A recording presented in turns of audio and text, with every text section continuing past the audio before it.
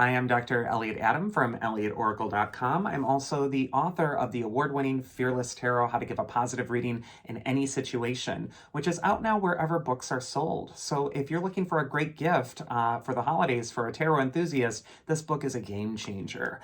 It is time for this week's Oracle Reveal. So earlier today on Instagram, I placed up a photo of 3 different animals, and I asked you to use your intuition and ask yourself which animal's calling to you, because that animal has your message. And the animals were the wolf, the butterfly, and the goat. So if you're just joining me now, ask yourself which animal's calling to you, because that animal has your message. For those of you who picked the warrior wolf, the card says intelligent, instinct, and protection. So intelligence and instinct, it's really important to listen to what your deeper instincts are telling you at this time.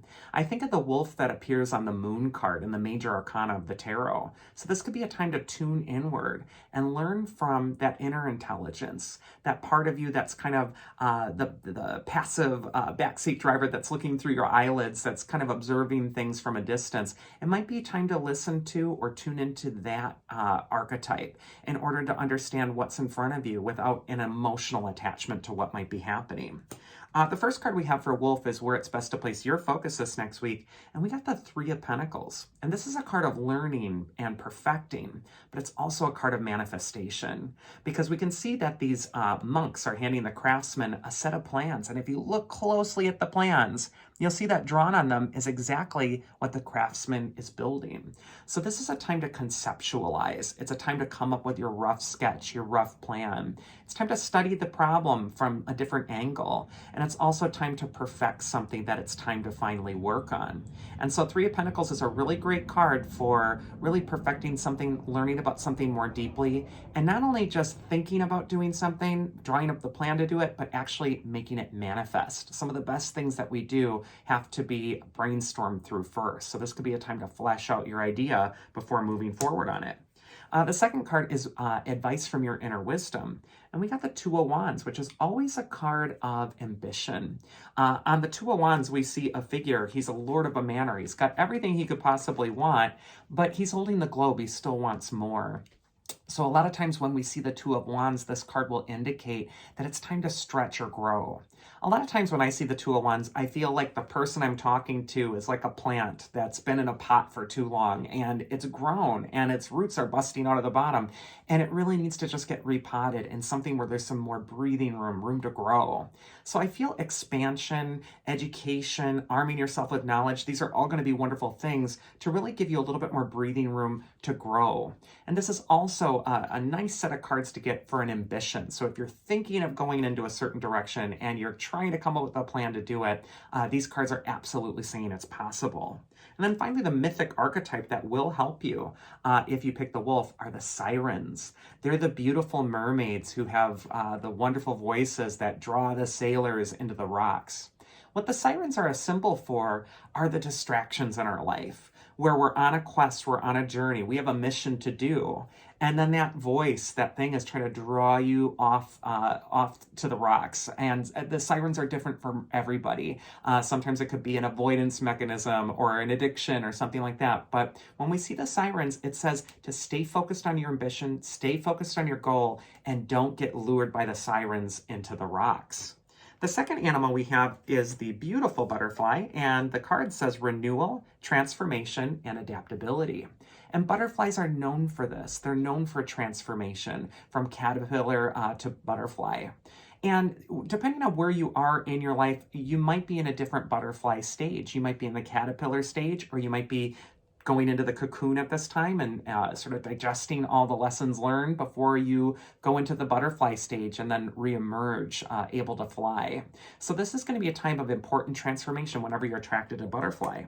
First card is where it's best to place your focus if you're the butterfly. And we have the 9 of Swords, which is a card of confronting not only your fears, but also your inner saboteur, that part of yourself, that voice in your head, which is telling you that a worst case scenario is going to happen with no evidence. 9 of Swords looks like a horrible card to get. You see this guy is suffering, he's grieving, but it's all going on in his head. And he's actually safe at home in his bed. It's all happening mentally.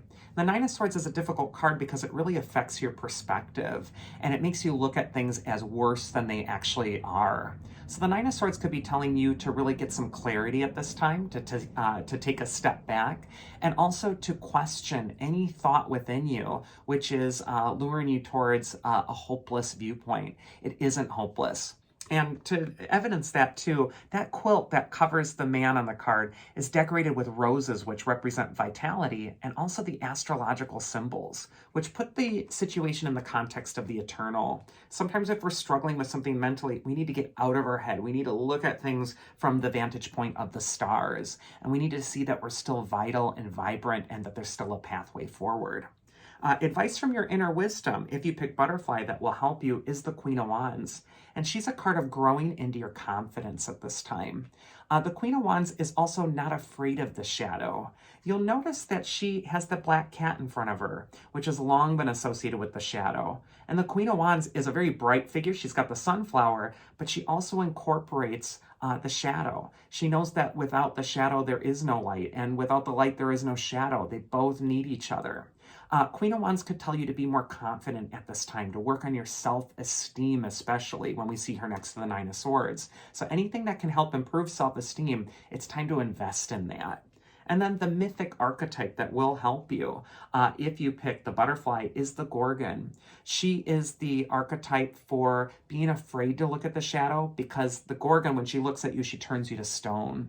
So this could be a time when you're confronting a fear that's been paralyzing you for a really long time. And the Queen of Wands says that it's time to be strong, confident. It's also time to embrace the shadow and not fight it, not be at war with yourself, but instead be on your own team.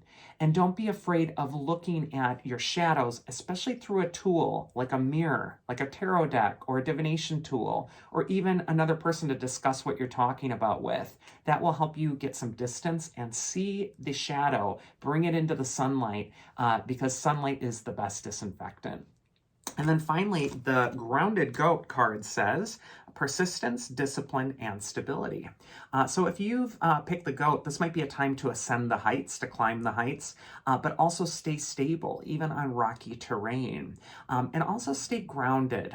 It's so important that this next week you're taking a moment to center, to get calm, and also to ground yourself so that you're able to feel stable. The first card we got for Goat is where it's best to place your focus this next week. And we got the Kind card of the Six of Pentacles. This is a card of generosity and giving. It might say that if you're struggling with how to handle a problem you're going through, the best way you can approach or posture yourself this next week is to ask, how can I help you? What can I do to make your life a little easier or better? Sometimes working with other people or sharing wisdom or helping another person through a difficulty is actually kind of a way we're helping ourselves. We're kind of working through our own feelings, our own problems. And we're also cultivating good karma, because you can see with that merchant who's giving to the poor, he's actually holding that set of scales. And that's a symbol for karma. It's saying that what you put out there in the universe is what you're going to get back. And instead of bemoaning what you're going through or feeling bad about it, the Six of Pentacles is saying, turn that into service and watch how easily things change. The advice from your inner wisdom, if we picked the Grounded Goat, is the Four of Cups. And this card is saying to accept the gift that's being offered right now. The figure on the Four of Cups is under a tree. He's worried about his problems. He's thinking about the past. He's worried about the future. And he's not seeing the miracle that's right in front of him. And sometimes if we're stuck in problem-solving mode, we're not seeing the gift that the problem is actually offering. It's making us better. It's making us stronger. So I feel like there's a sense that you don't want to curse the thing that's in front of you that's challenging this next week. You want to find the opportunity for divinity in it. And then finally, the mythic archetype that will help you if you pick the goat is Odysseus. He's the hero that took 20 years to finally get back from the Trojan War and get home. He's also where we get our word Odyssey from. So this might be a journey that you're about to enter. It might be a time where you really want to stay focused. And to borrow from our last animal with the sirens, Odysseus stays focused on his goal and does not get distracted by the lure of the sirens, but instead completes the job. And that is this week's Oracle. I do hope you enjoyed it. If you did, you can always check me out at elliotoracle.com. I apologize for all the planes going over my head during the video. I live by an airport and it seems like an especially busy 10 minutes. But I hope you all have a wonderful week and I hope to see you next time. So do take care.